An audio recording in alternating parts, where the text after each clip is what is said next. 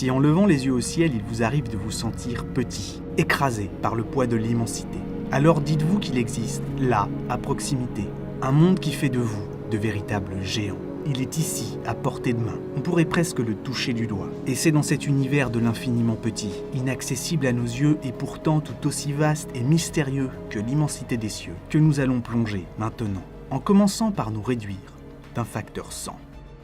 À cette échelle, nous pouvons maintenant scruter en détail une abeille, ici recouverte de petits tas de pollen, et à proximité de laquelle se trouve un flocon de neige, ainsi qu'un grain de sel. Pour assaisonner nos plats, nous en utilisons des centaines, et chacun d'entre eux est de 2 à 5 fois plus imposant qu'un acarien typique de ceux que l'on peut retrouver par milliers dans nos couvertures, nos oreillers. Les plus grands d'entre eux sont à la limite de ce qu'un humain, doté d'un œil aiguisé, est capable de percevoir.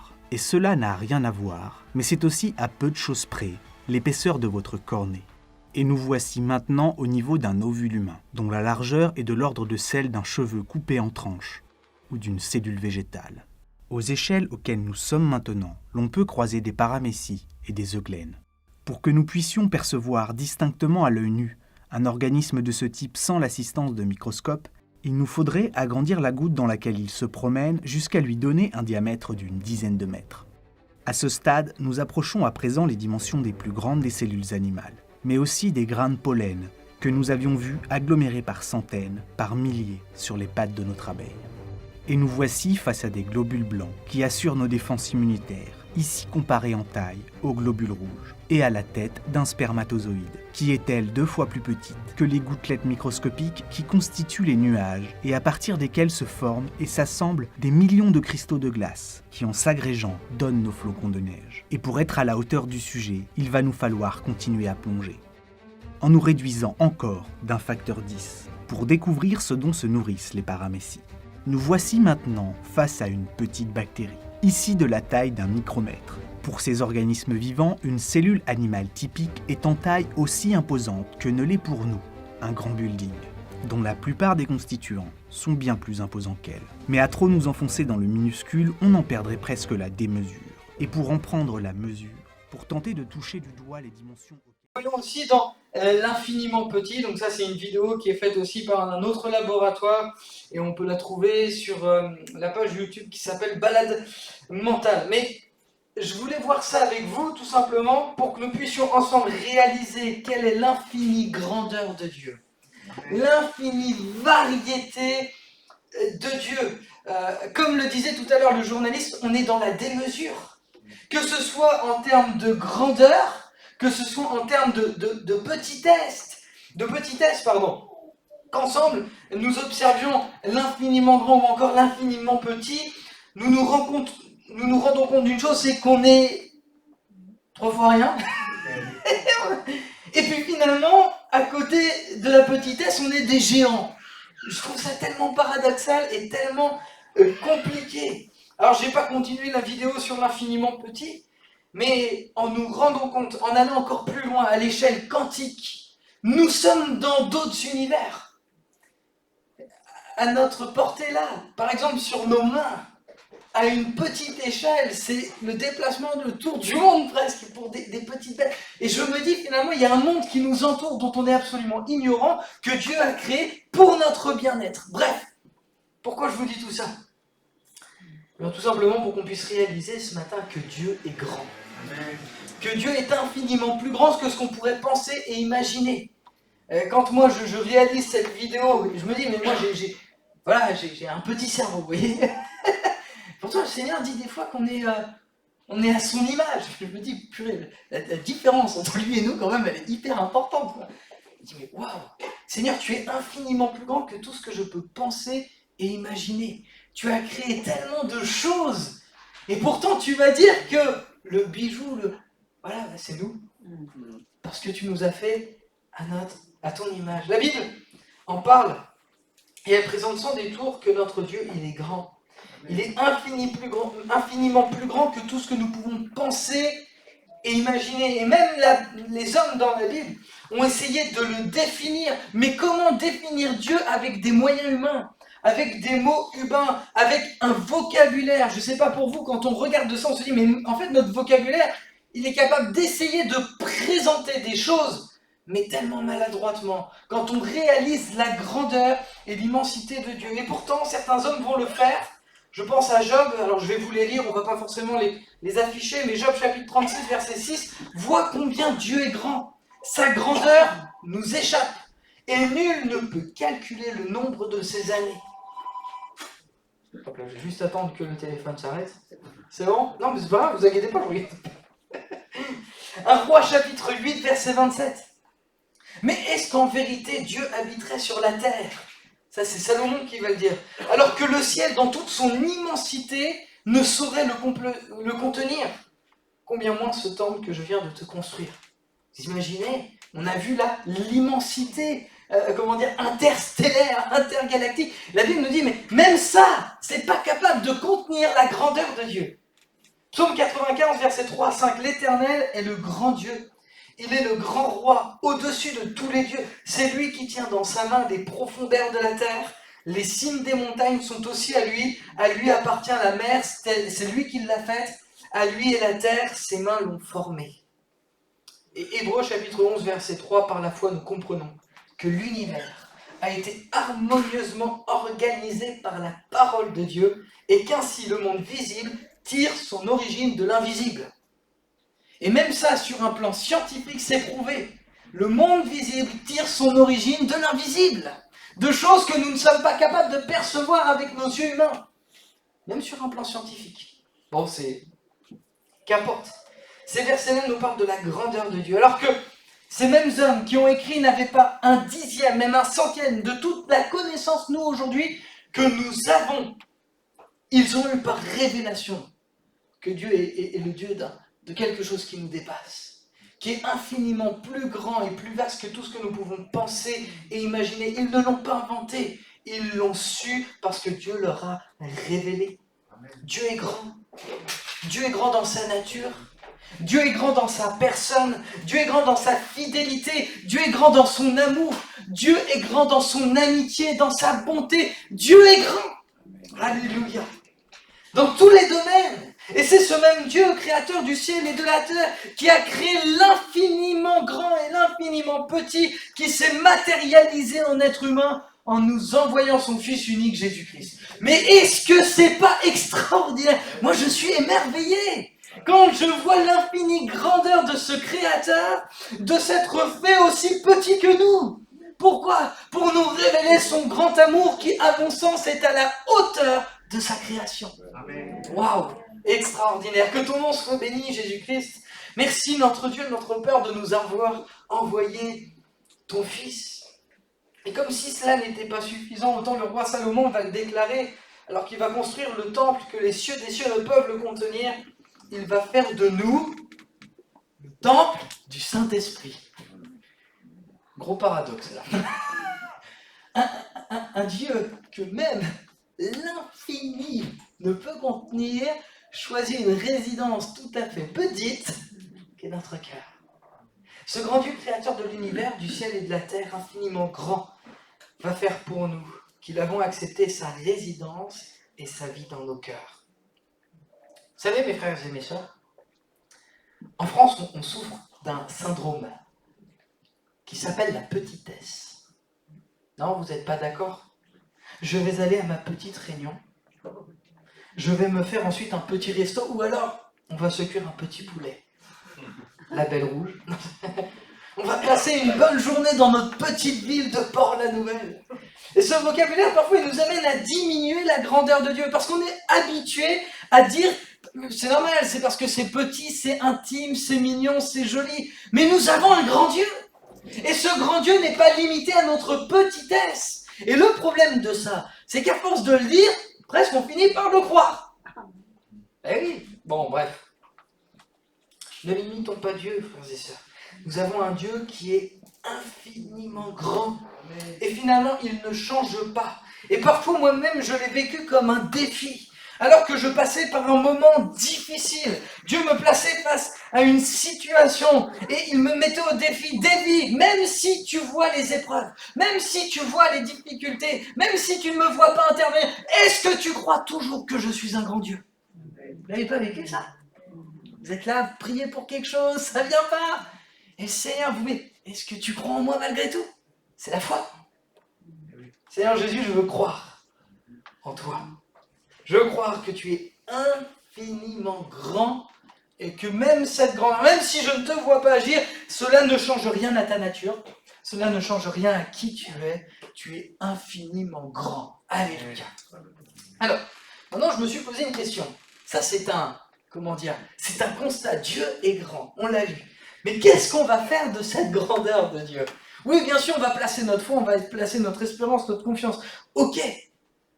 Mais, quand je lisais la Bible, il y a un psaume qui m'a sauté aux yeux. Parce qu'en réalité, nous avons un personnage que nous connaissons bien, il s'appelle David, c'est le fameux roi David, qui à un moment donné, il va être confronté à la grandeur de Dieu, et il va arriver à une synthèse, à une conclusion qui est tout à fait étonnante, et on va la voir ensemble. C'est le psaume 139. Alors on va le lire ensemble, mais on ne va pas le lire en entier, on va s'arrêter verset par verset pour voir un petit peu ce qu'il réalise et aussi ce à quoi ça l'amène. Donc psaume 139, on va lire pour l'instant les versets 1 à 6, et il me semble que je suis dans la version du semeur.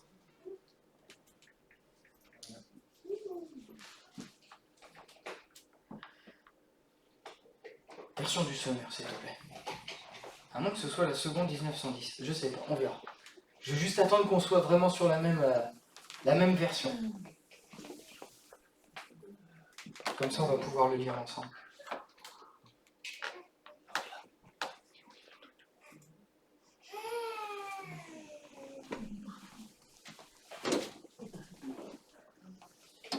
Parce que comme je vais prendre des termes qui sont utilisés dans la version, ce serait mieux que vous puissiez le suivre avec moi. Ok, super, merci mon frère. Au chef de chœur, psaume de David. Éternel, tu me sondes et tu me connais. Quand je suis assis et quand je me lève, tu le sais. De loin, tu discernes tout ce que je pense. Tu sais quand je marche, tu sais quand je me couche. Et tous mes chemins te sont familiers. Bien avant qu'un mot ne vienne sur mes lèvres. Éternel, tu sais déjà tout ce que je vais dire. Tu es devant moi et derrière moi, tu m'entoures. Ta main est sur moi. Merveilleux savoir hors de ma portée, savoir trop sublime pour que je l'atteigne. Amen. On s'arrête là ensemble sur ce passage, on n'ira pas plus loin, on va continuer après. Mais ici, le psalmiste, il est en train de faire un constat des plus surprenants. Le constat qu'il fait lui-même, c'est que Dieu connaît tout. Rien ne lui échappe. Je ne sais pas si vous avez fait attention, si vous l'avez compté, peut-être que vous ne l'avez pas fait, mais pendant que j'étais en train de lire, mais il est écrit, tu me connais, tu le sais, tu discernes, tu sais. Et encore une fois, merveilleux savoir. Il le répète 6 fois, précisément pour dire qu'en réalité, Dieu connaît toutes choses. Merveilleux savoir, hors de ma portée, hors de tout ce que je peux penser et même imaginer. Le constat que David fait dans cette première partie du chapitre, c'est que Dieu connaît toutes choses. Dieu est omniscient. Il est grand par sa nature. Il connaît tout. Omniscience, c'est ça, c'est toute connaissance, tout savoir. Ensemble, on l'a lu tout à l'heure dans notre introduction, Dieu est infiniment grand et nous savons qu'il connaît toutes choses. Mais combien c'est bon de réaliser pour nos propres vies, encore aujourd'hui, comme je l'ai dit, parce qu'on passe peut-être par des moments difficiles, ou alors que tout va bien. Dieu connaît toutes choses. Et tout est noté. Vous avez vu? On l'a vu, tout est noté. Tout est noté, on l'avait lu dans un passage de l'introduction. Et en réalité, tout ce que nous vivons, eh bien, rien ne lui échappe. Dieu ne se trompe pas. Lorsqu'on est dépassé par les événements, lorsque les situations nous échappent, il sait tout et il n'est surpris par aucune nouvelle. Alléluia. Amen. Tout ce que je vis, il le sait. Et combien avec cette certitude que nous avons, nous devrions lui faire entièrement confiance. Confiance dans nos situations, confiance dans nos épreuves, confiance tout simplement dans ce que nous traversons, confiance quand on est parent qu'il s'occupe aussi de nos enfants, confiance quand on est enfant et que nous sommes adultes qu'il s'occupe de nos parents, de nos amis, parce qu'on prie pour eux. Confiance. Et c'est en réalité comme ça que commence ce psaume. Seigneur, tu me sondes, tu me connais, tu sais tout ce qu'il y a en moi. Tu connais toutes choses. Tu sais qui je suis, tu connais ma vie. Et c'est très intéressant parce que si on s'intéresse à cette référence où il y a écrit « tu sais », eh bien il parle de la connaissance de l'Éternel qui est exprimée dans tout ce que nous vivons. Dans nos déplacements, tu sais quand je marche, tu sais quand je me couche. Dans mes pensées, tu discernes tout ce que je pense. À peine je l'ai dit que déjà tu connais, c'est déjà écrit. Bref, Jésus connaît passé, présent, futur. Et combien de fois nous pourrions douter dans les situations que nous traversions, en ayant même parfois l'impression que Dieu ne nous écoute plus, ne se soucie plus de nous. On a l'impression d'être abandonné. Le Seigneur nous rappelle ce matin, je sais, je connais. Et là, on pourrait se le répéter pour chacun d'entre nous. Seigneur, tu sais quand je me lève. Seigneur, tu discernes déjà ce que je pense. Tu sais quand je marche. C'est un des seuls passages dans la Bible où il est écrit que quelqu'un sait ce que nous pensons. C'est extraordinaire, hein? C'est Dieu. Donc ça veut dire que le diable, il n'a pas accès à nos pensées. Alléluia. Alléluia. Et des fois, on a l'impression qu'on pourrait penser que... Mais non, il n'en a pas. Il n'a pas accès. Ici, le Seigneur rappelle à chacun d'entre nous, comme le fait ce constat David, et il a eu besoin de l'écrire, Seigneur, tu connais toutes choses. Tu sais tout. Et je veux vraiment m'appuyer là-dessus. Je sais que tu sais tout. Même ça, de dire ça, c'est bizarre. Je sais que tu sais tout. C'est-à-dire que moi, il y a des choses que je ne sais pas. Mais toi, tu les sais. Alléluia. Il va faire un deuxième constat maintenant, David. Donc on va continuer, versets 7 à 12. On va le lire ensemble. Où pourrais-je aller loin de ton esprit? Où pourrais-je fuir hors de ta présence? Si je monte au ciel, tu es là. Et si je descends au séjour des morts, tu voilà. Et si j'empruntais les ailes de l'aube pour me réfugier aux confins des mers, là aussi ta main me dirigerait, ton bras droit me tiendrait. Et si je me dis du moins les ténèbres m'envelopperont, alors la nuit même se change en lumière tout autour de moi. Pour toi les ténèbres deviennent lumière, et la nuit est claire. Comme le plein jour, lumière ou ténèbres pour toi sont pareils. Deuxième constat ici que David fait, c'est qu'importe le lieu où il se trouve, Dieu sera toujours là. Amen. Qu'importe mes frères et mes sœurs, le lieu où tu te trouves, nous l'avons vu dans cette vidéo qui exprime l'infiniment grand, l'infiniment petit. Dieu est partout à la fois et rien ne lui échappe. Et que ce soit la ville de Berg, belle ville de Berg, dans le nord de la France, parce qu'il y a nos frères et sœurs qui sont partis, que ce soit le Brésil. Alléluia, Dieu est là, partout, partout, partout, partout. Et j'aime ce verset 9, il dit ceci, le bras droit de l'Éternel me tient. Le bras droit de l'Éternel, sa droite me soutient. Nous avons ici, une fois de plus, un attribut de Dieu. Dieu est grand dans sa nature, Dieu est omniprésent. Dieu est présent partout, partout, partout, partout. Et si toi-même tu penses à un moment que tu peux lui échapper, j'ai une mauvaise nouvelle pour toi, tu ne pourras pas. Parce que Dieu est partout, c'est sa création. Et nous sommes ses créatures. Dieu est présent partout. Rien ne lui échappe, rien ne lui est inconnu. Rien de ce que tu peux vivre, de ce que je peux vivre ne peut lui échapper. Autant oui, c'est vrai, il connaît tout, mais en plus de ça, il le voit. C'est bien de le savoir. Oui, je le sais. J'ai pas vu. Et lui, il peut le dire. Moi, je le sais et j'ai vu. Peut-être que tout se passe bien pour toi, mon frère, ma sœur, et dans ce cas, merci Seigneur, Dieu le voit et Dieu se réjouit avec toi. Mais peut-être que tu passes par des moments difficiles, et là encore, combien c'est rassurant de le réaliser. Dieu te voit. Peut-être que tu as été victime d'injustice, peut-être que l'on t'a méprisé, peut-être que tu viens de découvrir des choses que tu ignorais, qui te font souffrir. Autant Dieu le sait, le connaît, mais en plus de ça, il l'a vu. Et il a vu les moments peut-être que nous avons passés dans l'intimité de notre chambre, où nous avons prié, où nous avons pleuré. Il l'a vu. Et alors que je relisais ce passage, notamment le verset 12, il est écrit que pour Dieu, les ténèbres deviennent lumière. Surprenant ça quand même. Les ténèbres pour Dieu deviennent lumière. Je me suis dit peut-être qu'autour de nous, il y a des ténèbres. Et finalement, je vois ici comme une invitation de la part de notre Père à nous prendre sous ses bras. Pourquoi ? Pour changer les ténèbres en lumière. Car lorsque l'on tourne nos regards vers lui, que dit la Bible ? Nous sommes rayonnants de joie. On est là et on est en train peut-être de s'asseoir et de se morfondre sur une situation et on voit que ça. Et le Seigneur nous dit, mais maintenant lève tes yeux et regarde à moi.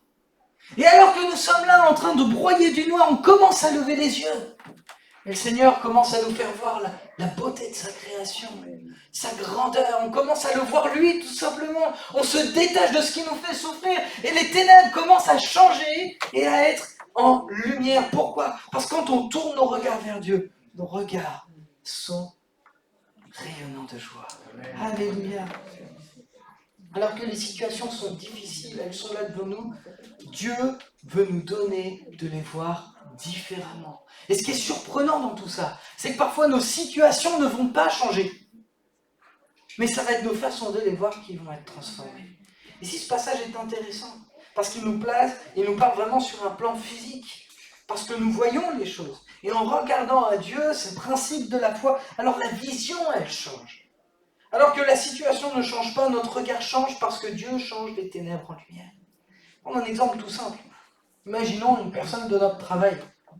Je vous dis ça parce que je l'ai vécu. Et peut-être je vous en ai déjà parlé, mais dans ce cadre-là, je vais vous en reparler. Je me souviens, j'étais donc en maçonnerie et j'étais donc apprenti en maçonnerie.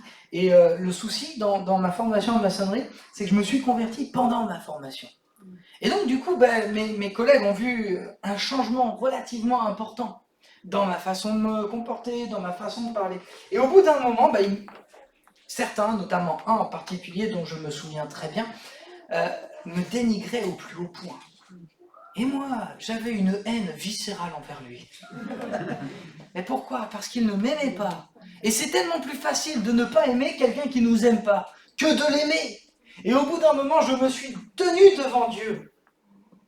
Et j'ai demandé vraiment à Dieu de changer mon cœur. De m'aider à l'aimer. Parce que lui, après tout, il l'aime. Et si je veux être le disciple de Christ, il faut que Christ soit libre d'aimer au travers de ma vie. Mais si moi, je ne veux pas aimer, comment il fait? Bon, bref, ça c'est une autre question. J'ai demandé vraiment au Seigneur de m'aider. Et il s'est passé un changement radical dans ma façon de voir les choses. Et alors qu'il y avait devant moi ces ténèbres et que je me focalisais là-dessus, parce qu'on a une tendance tous, soyons très honnêtes, à nous focaliser sur ce qui ne va pas et on ne voit pas trop tout ce qui est autour. Le Seigneur m'a donné de voir différemment. Amen. Le Seigneur m'a donné de réaliser que j'ai été sauvé par grâce. Alléluia. Et qu'en réalité, je ne mérite pas plus le salut que lui ne le mérite. Qu'il a été mort à la croix pour moi comme pour lui. Et là, je peux vous dire, j'ai pris une claque. Mais ce que je veux dire, c'est que les ténèbres qui sont là devant moi, ils deviennent lumière. Parce que je me dis, waouh, Seigneur, tu me donnes de voir les choses autrement. Voyez, le Seigneur veut changer nos ténèbres en lumière. Et qu'est-ce qu'il fait? Il nous invite à regarder à lui. Alors, c'est une situation, et je ne vais pas vous citer beaucoup d'exemples. Mais néanmoins, dans tous les domaines de notre vie, alors qu'on est là face à des situations que l'on va fixer, et sur lesquelles on va s'arrêter. Le Seigneur nous dit, ne regarde pas qu'à tes ténèbres, mais moi je suis la lumière de la vie. Alléluia, regarde à moi. Dieu est partout et personne ne peut lui échapper.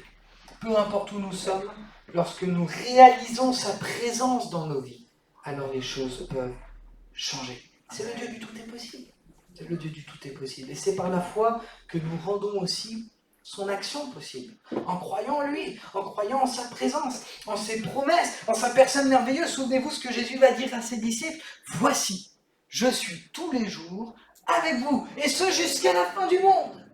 Et des fois on aimerait que ce soit dans des temps particuliers que Dieu se révèle, et il le fait, parce qu'il nous aime et parce qu'il nous a donné l'Église. Et il y a des fois Dieu va révéler sa présence d'une manière tout à fait particulière alors qu'on est tout seul. Il va nous renouveler, il va nous transformer, il va nous changer, il va nous donner de voir les choses autrement. Tournons nos regards vers le Seigneur. J'aime vraiment ce passage qui dit, pour toi les ténèbres deviennent lumière, la nuit est claire comme le plein jour. Alléluia. Ensuite, David va faire un troisième constat. On va le lire ensemble, on continue notre passage, versets 13 et 18. À 18, pardon. Tu m'as fait ce que je suis, et tu m'as tissé dans le ventre de ma mère. Merci d'avoir fait de moi une créature aussi merveilleuse. Tu fais des merveilles, et je le reconnais bien. Mon corps n'était pas caché à tes yeux. Comme dans le secret, je fus façonné et tissé comme dans les profondeurs de la terre. Ici, il est en train de révéler des choses extraordinaires, David. Mais comment il peut le savoir, ça? Il parle à la fois de la création de son propre être, mais aussi de l'intérieur de la terre. Enfin, je trouve ça extraordinaire. Je n'étais encore qu'une masse informe, mais tu me voyais, et dans ton registre se trouvaient déjà inscrits tous les jours que tu m'avais destinés, alors qu'aucun d'eux n'existait encore. Combien tes desseins, ô Dieu, sont pour moi impénétrables, et comme ils sont innombrables, si je les comptais, ils seraient bien plus nombreux que les grains de sable sur les bords des mers. Voici, je m'éveille et je suis encore avec toi. Amen. Si on a un homme qui est bouleversé, alors qu'il est en train de réaliser qui est Dieu, c'est dingue. Pour moi, tout ça, c'est impénétrable. Tes œuvres, elles sont innombrables. Le troisième constat ici que David est en train de faire, c'est que Dieu, c'est le créateur de toutes choses. Il est celui qui l'a créé, celui qui l'a façonné et qui l'a tissé. Il l'a fait sortir de l'infiniment petit et aujourd'hui, il a fait de lui un homme. Et nous-mêmes, nous sommes issus de l'infiniment petit. Aujourd'hui, entre guillemets, nous sommes des monstres pour des créatures qui sont beaucoup plus petites que nous. Et nous sommes là, et pourtant, il va faire cette révélation, il va faire cette proclamation forte. Je te loue de ce que je suis une créature si merveilleuse. Et pourtant, David, aujourd'hui, il est mort. Souvenez-vous de ce que Jésus va dire. Il va dire, les fleurs des champs, elles me tissent, et pourtant, aucune de ces fleurs ne sont plus belles que la plus belle des robes de Salomon. C'est ce qu'il va dire, Jésus. Alors, il ne le dit pas tout à fait dans ces termes. Et pourtant, il va dire, elle passe. En fait, Dieu, il s'applique dans tout ce qu'il fait. Et même si c'est éphémère, nous qui sommes présents ici ce matin, il s'est appliqué pour nous faire. Et nous pouvons peut-être le dire, oui, c'est vrai, comme David, alors que vous avez peut-être une mauvaise opinion de votre propre vie. En fait, je suis une créature merveilleuse. Parce que je suis issu d'un créateur merveilleux qui a fait de moi aujourd'hui ce que je suis. Oh, je sens la conviction dans vos cœurs là. C'est merveilleux. Il réalise le privilège qu'il a d'avoir un Dieu tout-puissant, un Dieu créateur, donc ça c'est l'omnipotence de Dieu, qui a fait de lui aujourd'hui ce qu'il est. Et aujourd'hui nous sommes ce que nous sommes, comme le dit la parole de Dieu, par sa grâce. Parce qu'il l'a voulu, parce qu'il nous a placés et parce qu'il s'est appliqué. Donc d'une certaine manière, même si, entre guillemets, les goûts et les couleurs de chacun, c'est très personnel, très subjectif, vous êtes tous beaux et vous êtes tous des créatures merveilleuses parce que Dieu lui-même vous a tissé dans le sein de votre mère. Vous n'êtes pas un accident, mais vous êtes voulu de Dieu et il a pris le temps de le faire. Alléluia. C'est beau ça. Alléluia. Donc si on cumule ensemble tout ce que nous avons vu, Dieu connaît parfaitement. Dieu est toujours présent dans sa vie. Et là, on ajoute le fait que maintenant, il est tout-puissant. Je me dis, quel privilège nous avons. Que nous puissions réaliser ensemble, ce matin, qui est ce grand Dieu. Je pense qu'on le sait, mais des piqûres de rappel, ça ne fait pas de mal. Dieu est infiniment grand. Jésus est infiniment grand. Et combien c'est bon de le réaliser encore, ce matin. Notre Dieu est tout-puissant. Jésus va dire ceci, ce qui est impossible aux hommes est possible à Dieu. Et il va rendre cette impossibilité possible par le moyen de sa foi. Jésus a manifesté la foi, parce que Jésus il est venu en tant qu'homme, il nous a montré l'exemple. Alléluia. Et c'est devenu possible et il nous l'a montré parce qu'il croyait en son Père. Et il savait que quand il demandait des choses à son Père, il les avait déjà reçues. Je m'appuie sur Lazare par exemple. Père, je te loue de ce que tu m'as déjà exaucé. Il a prié, il était ressuscité. Dieu n'a pas changé. Jésus, il est la résurrection et la vie. Et j'aime ce passage de Jésus, je l'ai déjà cité, je le recite. Tout pouvoir m'a été donné dans le ciel, et là vous imaginez à l'infiniment grand, et sur la terre. Et là on peut penser à l'infiniment petit. Entre ses mains, lui qui est infiniment grand, tout devient possible. Et bien que nous ne puissions en percevoir qu'une infime partie, combien c'est bon de réaliser que notre Dieu n'a pas changé. Il est tout puissant. C'est dans sa nature, c'est dans son caractère, c'est son être. Il est il était et il sera ce qu'il a toujours été. Le plus surprenant, c'est que sa toute-puissance est parfois, voire même bien souvent, à notre service. Pour qu'on puisse affronter les épreuves qui sont là. Et il nous donne de voir des choses extraordinaires. Et après que David a fait ce constat, on peut arriver à certaines conclusions tout à fait surprenantes. Et pourtant, il va en arriver à une autre conclusion, mais qui, à mon sens aussi, est surprenante. On va le lire ensemble des versets 19 à 24. Puisses-tu, ô Dieu, faire mourir le méchant? Des gens se demandent, mais qu'est-ce que ça vient faire là, ça? Ne vous inquiétez pas, on répondra à cette question tout à l'heure. Que les hommes sanguinaires partent loin de moi.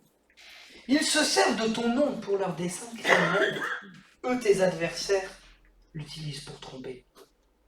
Éternel, comment donc ne pas haïr ceux qui te haïssent et ne pas prendre en dégoût ceux qui te combattent?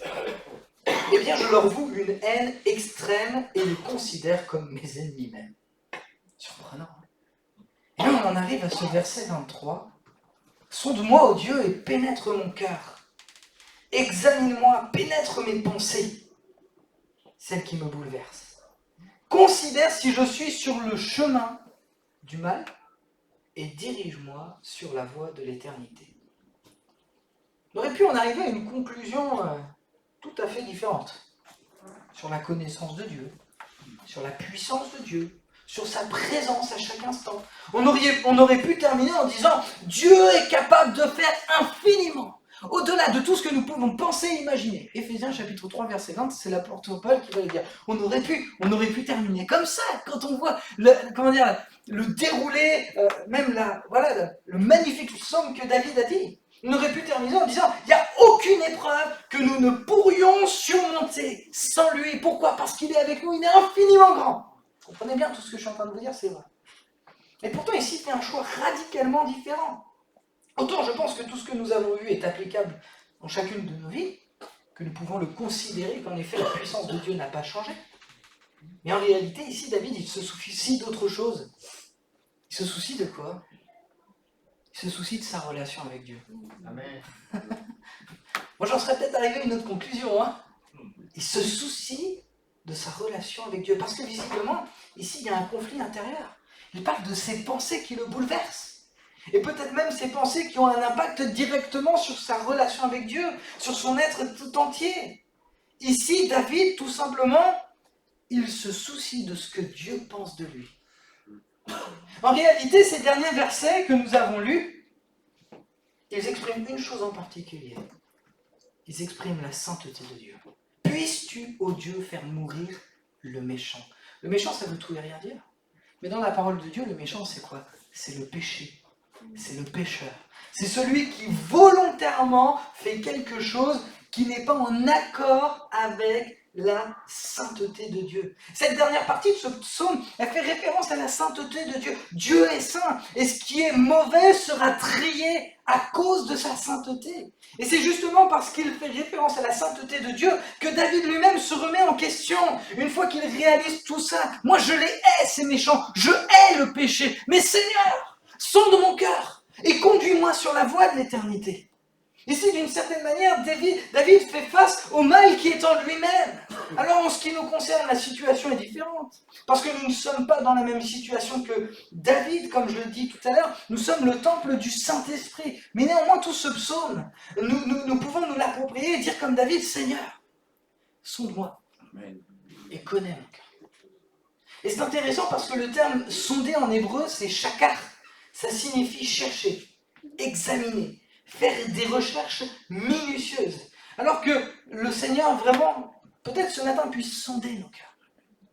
Vous savez, une sonde, on en trouve un peu partout, par exemple pour mesurer la température de l'eau, on va mettre une sonde. Pour mesurer les profondeurs d'un océan, on va mettre des sondes. Mais que le Seigneur, vraiment, ce matin, puisse sonder nos cœurs. Que le Seigneur, ce matin, sonde nos cœurs et qu'on puisse vraiment, ensemble, avoir le même souci que David. Conduis-moi, Seigneur, sur la voie qui me mène à l'éternité. Sois mon guide, c'est ce qu'il est en train de dire. Guide-moi sur la voie qui est la tienne. Conduis-moi, dirige mes pas. Je veux considérer ton infinie grandeur ce matin, ton infinie sagesse, ton infinie puissance. Je veux m'en remettre entièrement à toi. Garde-moi, conduis-moi sur la voie, Seigneur Jésus, qui est la tienne, pour que je puisse accomplir ta volonté, que je puisse faire tes desseins, que je puisse t'être agréable. Je veux me soucier comme David ce matin, en réalisant ton infinie grandeur, la relation que j'ai avec toi. Alléluia, on termine par la prière ensemble.